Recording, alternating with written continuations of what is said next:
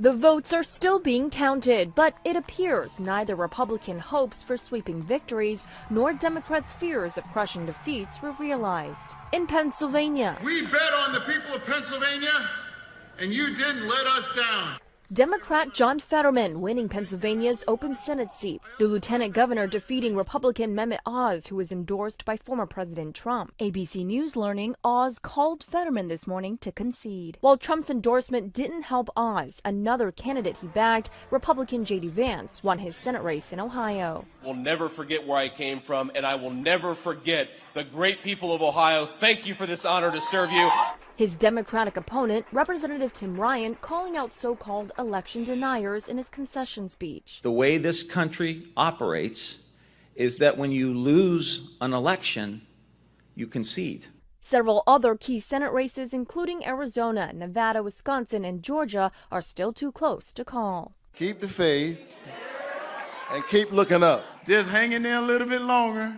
If neither Democratic incumbent Raphael Warnock nor Republican challenger Herschel Walker gets to 50%, they'll face a runoff election next month, which, just like 2021, could have the state of Georgia deciding which party controls the Senate. And in the House, it is clear that we are going to take the House back.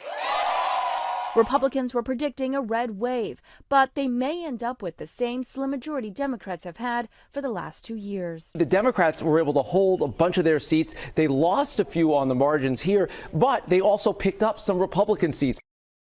Republicans believe voters would focus on their dissatisfaction with the economy and President Biden's policies. But nearly 3 in 10 said that abortion rights was their top issue, just about the same as those who named inflation. M. Wynn, ABC News on Capitol Hill. On Main Street America Wednesday, the political dust of Election Day is starting to settle after voters played their hand in the democratic process from coast to coast.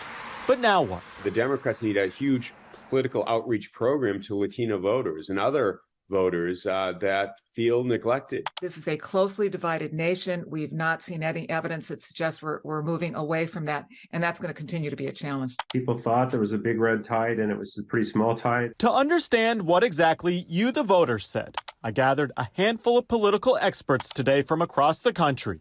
We broke down larger trends nationally. My immediate response is Donald who? I mean, Ron DeSantis has, won this resoundingly dominant victory in Florida. And I think it's already catapulted him to, talk of being the presidential nominee in 2024 for the Republican Party. And what both parties need to consider moving forward, especially when it comes to states like Florida. No longer a Democratic stronghold. Looking at what was going on in Florida, especially Miami-Dade County, Republicans are demonstrating that when it comes to turning out and appealing to many Hispanic, Latina voters, they're doing much better than they have been doing. And I think that's something worth watching as well. While Democrats had a much better showing than expected, everyone I talked to today said to expect this in the next 2 years. And now we're going to see things grind to a standstill. It's just a deadlock. I mean, no movement at all. I mean, it's basically the country, the government is going to stand still. A bright spot across the board, voter turnout. Most experts believe changes made during COVID will continue to drive record numbers of voters to the polls. I think we're in a period where turnout's going to stay a little bit higher. And some of that is just basically it's been engineered, that they've made it as easy as they can to vote. At the end of the day, though, voters in every community sent one clear message. We are still very much a divided nation. So what this does open up, not a surprise to any of us, right? But is that there are lots of challenges ahead, both for elected officials and for the political parties to figure out what they're doing and how they're going to do it. In Boston, I'm Chris Conti.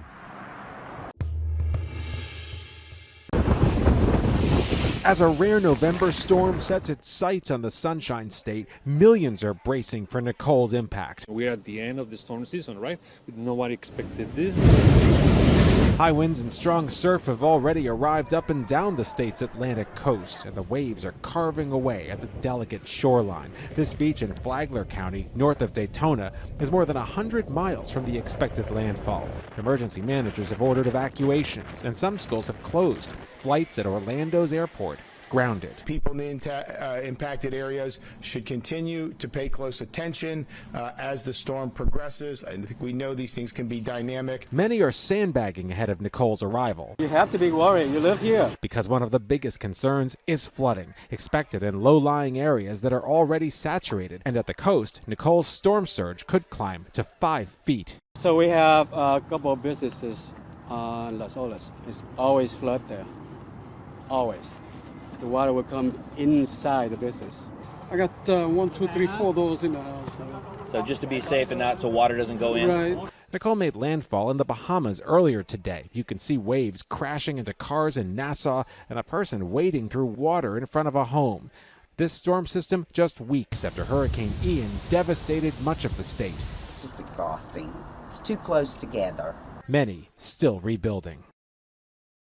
The last thing Floridians need is yet another storm so close on the heels of the last one.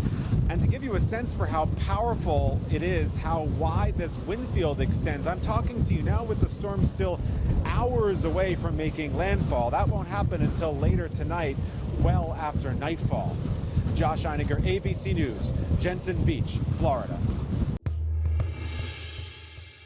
Danielle Glito and her husband saw what it's like to be a foster kid firsthand. The very first child who came to us from the foster care system arrived at night with just an oversized winter coat on and a bag full of kind of mixed matched clothing and supplies. Despite being foster parents, they wanted to help even more. We wanted to create a way for anybody to not only learn about the system and the children who were being impacted, but to do something really specific. So in 2008, One Simple Wish was created. It's a nationwide online platform where anyone can grant the wish of a child or young adult impacted by the foster system. There was a lot of just missed childhood experiences, things that many of us have taken for granted. Things like a bunk bed, earphones, or golf clubs. That's what you can help provide through One Simple Wish.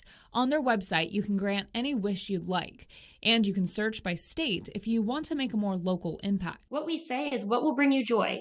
What would make you happy? What would maybe take some stress off your shoulders right now? The wishes are submitted by caseworkers, foster parents, or foster kids themselves. Danielle says there are normally a couple hundred wishes a month, but now during the holidays, there are a couple hundred a day. They're focused on making every foster kid feel special during the holiday season. We try to look at this organization as close to being a family support system as we can, and that means that no one ages out. That means that love is endless and unconditional. One Simple Wish partners with over 2,500 social service agencies nationwide. Danielle says it's been inspiring watching people across the country come together. It is really beautiful to see how much love there is in this world.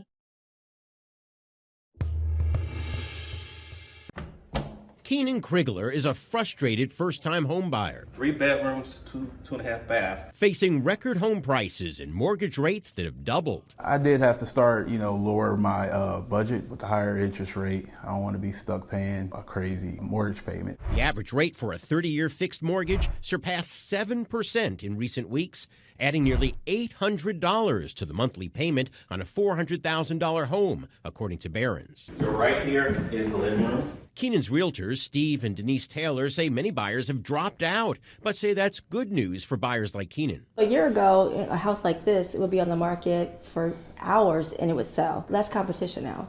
Less competition is great, but 7% rates are not. That has some homeowners now looking at an alternative, adjustable rate mortgages, where you pay a low introductory rate the first 3 to 5 years. I think that the adjustable rate mortgage gives that person who is ready to buy, who needs to buy a home, it gives them an opportunity to get into something at a more affordable interest rate. Realtor Pete Koff says once that period is over, the interest rate can change every year or even every few months. He admits ARMs come with added risk, but makes sense if you are staying just a few years or if you think rates will drop again. And there's an opportunity to refinance in the future. The trick is knowing how you'd handle rate increases once the initial period is over. So ask yourself, how long will you be in the home? Do you foresee a job change or salary increase? And how much of your income goes toward other debt, like student loans? Keenan still plans to buy, hoping rates fall in the future. Interest rates don't stay there, but your home will. And that way you don't waste your money. I'm John Matteries.